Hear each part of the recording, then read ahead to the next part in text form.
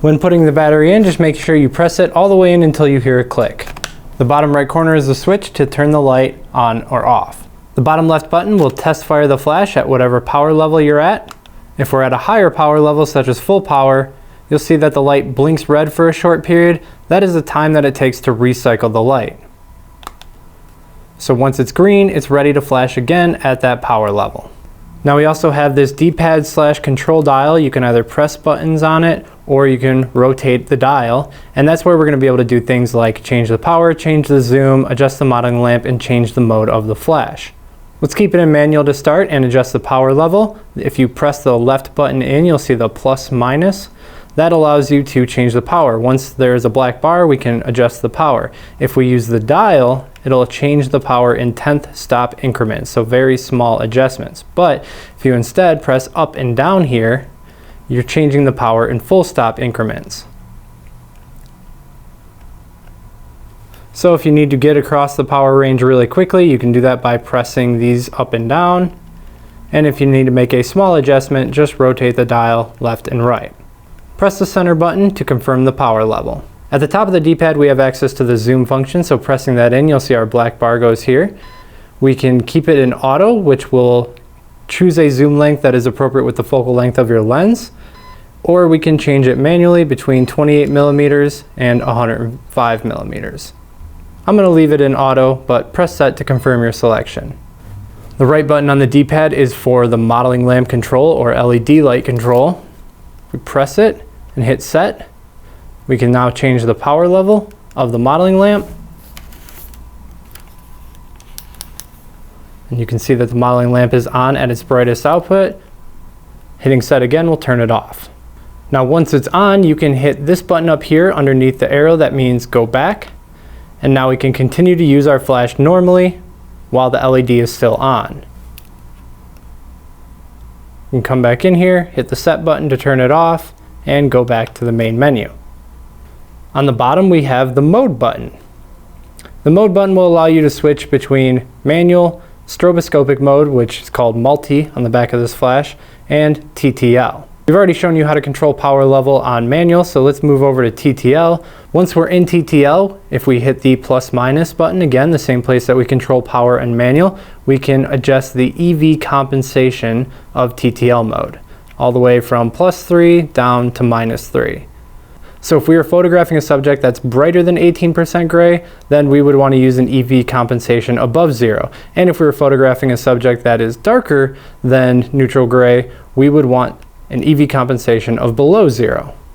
Now we'll navigate to the multi or stroboscopic mode. You can see once you're in this mode, on the bottom bar, the navigation bar, we have times and hertz. So hertz is the number of flashes per second, and times is the total number of flashes. So if we wanted 18 flashes at 9 flashes per second for a 2-second exposure, this is how we would enter it. Note, as we increase the power of the flash, the limitations will start to kick in as you reach higher powers. Now when we're at the home screen in manual here, we do have 2 other functions. We have TCM and sync.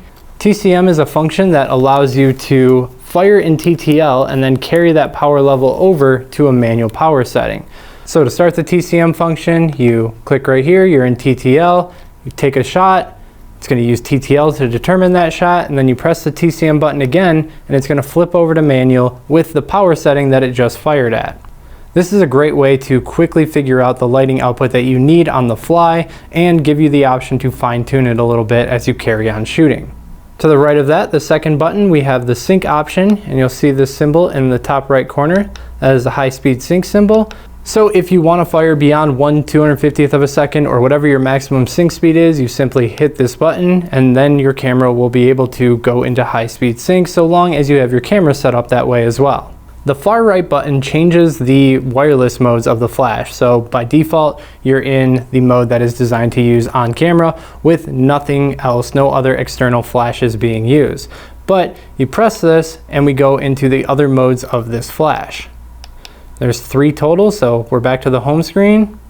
This first page is the wireless master, and this allows you to control other flashes off camera. In this setting, we have 4 primary buttons. M stands for master, which is this flash. Then we have A, B, and C, which can be external groups. Now, if you're trying to trigger off-camera flashes with this, you need to make sure that they're in the same channel. You can see that this one is in channel 21. You would want your off-camera flashes to be in the same channel. And I'll show you how to change this channel in a moment. So to control power of off-camera flashes here, we simply hit the flash that we want to select. Let's start by changing the power of this one. Once you hit the M button, you'll notice that it changes, that we can change the mode of the flash. So if we continue pressing this, we change between manual, TTL, and off. If we're in manual, we automatically have control of the power in the same way that we do when it's in manual, by hitting up and down for full stop increments and moving the dial left and right for 10th stop increments. Now if we wanted an off-camera light, say A, and we wanted to change it to TTL, we would continue pressing the A button. Now it's in TTL, and we have control of the TTL compensation by moving the dial left and right. We can quickly turn groups on and off by just hitting the buttons repeated times until they cycle to off. Now this will carry over the high-speed sync setting that you had set on the main screen. There's no way to turn that off from this menu, so you'd have to navigate back to the home screen to turn that off, but you do still have access to zoom. So we can come in here and change the zoom, and we do still have access to the modeling lamp. We'll press this button again on the far right to navigate to the third menu. And this is wireless slave. So if we wanted to use this flash off camera, we would put it in slave mode. That way it's ready to receive a signal. And all you have to do here is control the group. So we have the group option, top left, press that, and we can go between groups A, B, C, D, and E. Note, you only have 3 groups, A, B, and C, when you're using this on camera as a master, but if this were off camera, there are other triggers that have 5 groups, which is why D and E groups are available.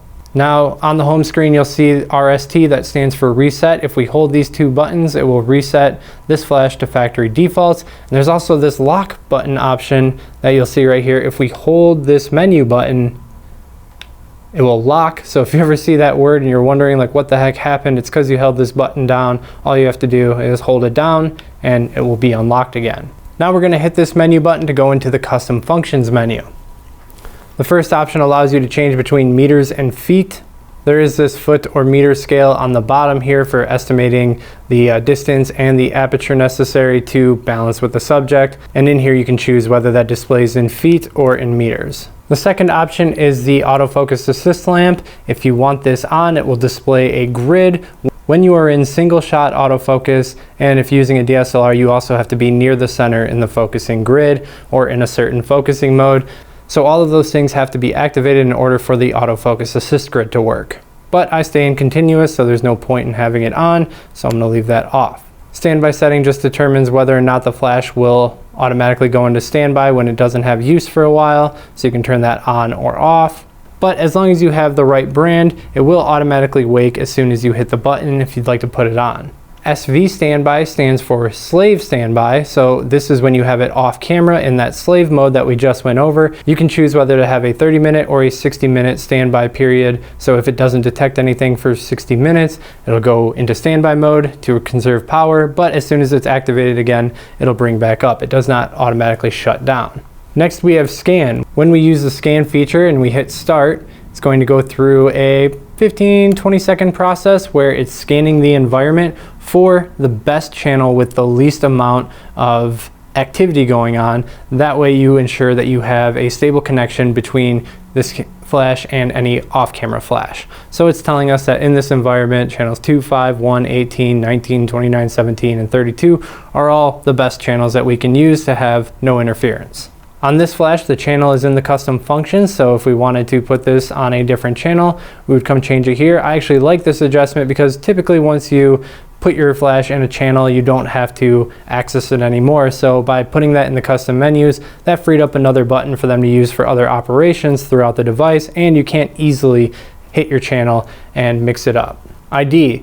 If you're having problems triggering other flash equipment or this being triggered by other flash equipment, this is where you need to look. The ID function here is a 2-digit code that, if applied, no other equipment can trigger this unless it also has this ID function enabled and has the same ID number. So you have anywhere from 01 to 99, And if this happens to be set on 10 while your other equipment isn't using the ID function or is on a different number, then this won't fire at all. So make sure to check that out, or just turn it off if you don't want to deal with it. But it's really just a means of providing another layer of security. That way other people can't trigger your flash.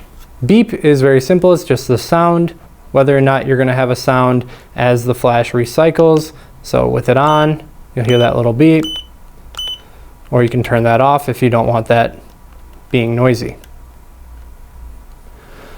Light is the display light. You can choose between 12 seconds, off, and on. So always on will obviously diminish the battery more. Off makes it quite tough to see, especially in bright conditions. So I like 12 seconds because as soon as you press a button, the display lights up, but after 12 seconds, it goes away. And it's not draining your battery. LCD is the contrast in the LCD, and to me, I just say put this all the way to the top to +3 so it's most readable, but you can also take it all the way down to -3. Up in the top right corner, you'll see version 0.2. That is the firmware version of this flash. So you can check and see if there's any updates that are applied. Sometimes camera manufacturers adjust their cameras and then a firmware update is due to make sure that everything stays compatible. So if you're having any issues, check to see if there's a new firmware available for your flash.